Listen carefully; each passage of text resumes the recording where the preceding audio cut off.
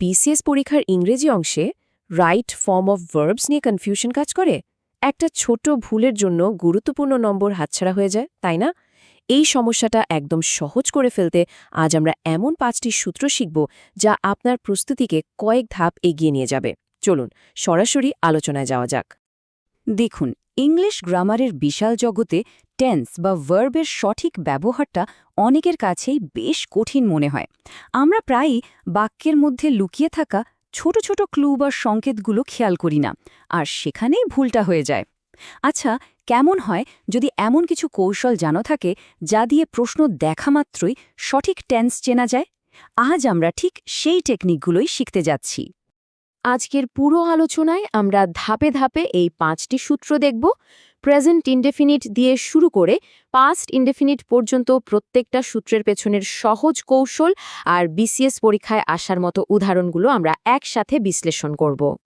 তো আমাদের প্রথম সূত্র হল প্রেজেন্ট ইনডেফিনাইট টেন্স। এখন প্রশ্ন হল, একটা বাক্যে ঠিক কিভাবে বুঝব যে এটা প্রেজেন্ট ইনডেফিনাইট টেন্সে আছে? এর জন্য কিছু নির্দিষ্ট শব্দ বা সিগন্যাল আছে, যেগুলো আমাদের ম্যাজিকের মতো সাহায্য করবে। এই যে স্ক্রিনে শব্দগুলো দেখছেন, ডেইলি, অলওয়েজ, রেগুলারলি, ইউজুয়ালি, এইগুলোই হলো আমাদের প্রথম কোড। কোনো বাক্যে এগুলোর একটা দেখলেই ধরে নেবেন ভার্বটা অবশ্যই প্রেজেন্ট ইনডেফিনিট টেন্স হবে। নিয়মটাও খুব সোজা, ভার্বের বেস ফর্ম বসবে।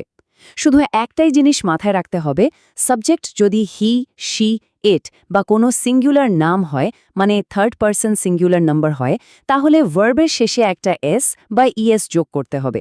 ব্যাস, এটুকুই। আচ্ছা, এবার উদাহরণগুলো একটু ভালোভাবে খেয়াল করি। দেখুন, প্রথম বাক্যে অলওয়েজ শব্দটা আছে, এটাই আমাদের সিগন্যাল। আর সাবজেক্ট হলো হি, যেটা থার্ড পারসন সিঙ্গুলার, তাই স্পিক হয়ে গেল স্পিক্স।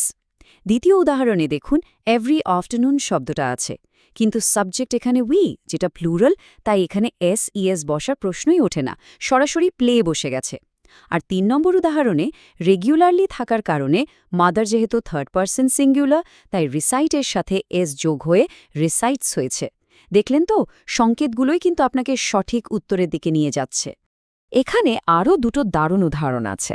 প্রথমটাতে ইউজুয়ালি সিগন্যাল ওয়ার্ডটার জন্য শি এর পর গো হয়ে গেছে গোজ, কারণ শি হল থার্ড পারসন সিঙ্গুলার। আর দ্বিতীয় উদাহরণটা পরীক্ষার জন্য খুবই গুরুত্বপূর্ণ, চিরন্তন সত্য বা universal truth. The sun rises in the east. এই ধরনের বাক্যের জন্য কোনো সিগন্যাল ওয়ার্ডের দরকারই হয় না। বাক্যটা নিজেই একটা বড় ক্লু, কারণ এটা একটা চিরন্তন সত্য, আর সব চিরন্তন সত্য বাক্য সবসময় প্রেজেন্ট ইনডেফিনিট টেন্সে হয়। চলুন এবার আমাদের দ্বিতীয় সূত্রে যাওয়া যাক, প্রেজেন্ট কন্টিনিউয়াস টেন্স। নাম শুনেই বোঝা যাচ্ছে, এই টেন্স ব্যবহার হয় যখন কোনো কাজ ঠিক এই মুহূর্তে চলছে এমনটা বোঝানোর জন্য। তো এর সিগন্যালগুলো কি দেখে নিই। এই টেন্স চেনার জন্য একদম সহজ 3টা চাবিকাঠি হল নাও, আট দিস মোমেন্ট এবং গ্র্যাজুয়ালি। বাক্যের মধ্যে এগুলো দেখলে আর কোনো চিন্তা নেই, বুঝে নেবেন কাজটা এখন চলছে। আর এর গঠনটা তো আরও সহজ, সাবজেক্ট অনুযায়ী অ্যাম, ইজ অথবা আর বসবে, আর মূল ভার্বের সাথে আইএনজি যোগ করে দিতে হবে। উদাহরণগুলো দেখলে ব্যাপারটা একদম পরিষ্কার হয়ে যাবে। প্রথম বাক্যে নাও আছে, তাই আই এর পর হয়েছে অ্যাম রিডিং। দ্বিতীয়টাতে সিগন্যাল হলো অ্যাট দিস মোমেন্ট, তাই দে এর পর আর প্লেয়িং বসেছে। এখানে গ্র্যাজুয়ালি শব্দটা খুব ইন্টারেস্টিং, কারণ এটা দিয়ে বোঝায় কোনো কিছু ধীরে ধীরে বদলাচ্ছে বা ঘটছে। এটাও একটা চলমান প্রক্রিয়া, তাই এখানে ইজ গ্র্যাজুয়ালি চেঞ্জিং ব্যবহার হয়েছে। প্রত্যেকটা ক্ষেত্রে কিন্তু সিগন্যাল ওয়ার্ডটা আমাদের সঠিক ভার্ব গঠনে সাহায্য করছে। আমাদের 3 নম্বর সূত্রটা হলো প্রেজেন্ট পারফেক্ট টেন্স। এটা এমন একটা কাজকে বোঝায় যা এইমাত্র শেষ হয়েছে, কিন্তু তার প্রভাব বা ফলটা এখনও আছে। চলুন এর সংকেতগুলো কি সেটা জেনে নেওয়া যাক। এই টেন্সের জন্য সিগন্যাল ওয়ার্ডগুলো হলো জাস্ট, অলরেডি, ইয়েট, রিসেন্টলি বা এভার। এগুলো বাক্যে থাকার মানেই হলো এটা প্রেজেন্ট পারফেক্ট টেন্স। এর গঠনটাও খুব নির্দিষ্ট, সাবজেক্ট অনুযায়ী হ্যাভ বা হ্যাজ বসাতে হবে এবং তারপর ভার্বের পাস্ট পার্টিসিপল ফর্ম মানে V3 ফর্মটা বসিয়ে দিতে হবে। উদাহরণগুলো খেয়াল করুন। জাস্ট থাকার কারণে এটা হয়েছে হ্যাভ জাস্ট ফিনিশড। রিসেন্টলি শব্দটা থাকার জন্য হয়েছে হ্যাজ রিসেন্টলি জয়েন্ড। আর yet শব্দটা সাধারণত নাবোধক বা প্রশ্নবোধক বাক্যে বসে, তাই এখানে not receive হয়ে গেছে haven't received। প্রত্যেকটা সিগন্যালই কিন্তু আমাদের have বা has প্লাস V3 গঠনে নিয়ে যাচ্ছে। এই জায়গাটা খুব খুব ভালোভাবে খেয়াল করুন, কারণ পরীক্ষার্থীদের সবচেয়ে বেশি ভুল কিন্তু এখানেই হয় প্রেজেন্ট পারফেক্ট আর পাস্ট ইনডেফিনিটের মধ্যে পার্থক্য করতে। পার্থক্যটা একদম সহজ, সময়। যখন রিসেন্টলি বা সম্প্রতি বলা হচ্ছে, তখন কাজটা ঠিক কখন হয়েছে তার কোনো নির্দিষ্ট সময় উল্লেখ নেই, তাই এটা প্রেজেন্ট পারফেক্ট। কিন্তু যখনই বাক্যে ইয়েস্টারডে, লাস্ট ইয়ার বা ইন 2010-এর মতো অতীতের একটা নির্দিষ্ট সময় বলে দেওয়া থাকবে, তখন সেটা চোখ বন্ধ করে পাস্ট ইনডেফিনিট হবে। মূল কথা হলো নির্দিষ্ট অতীত সময় মানেই পাস্ট ইনডেফিনিট। এই একটা কৌশল মনে রাখলে আপনার আর কখনোই ভুল হবে না। আচ্ছা, এবার আমাদের চতুর্থ সূত্র, প্রেজেন্ট পারফেক্ট কন্টিনিউয়াস টেন্স। এই টেন্স আমরা তখন ব্যবহার করি যখন কোনো কাজ অতীতে শুরু হয়ে এখনও চলছে এমনটা বোঝানো হয়।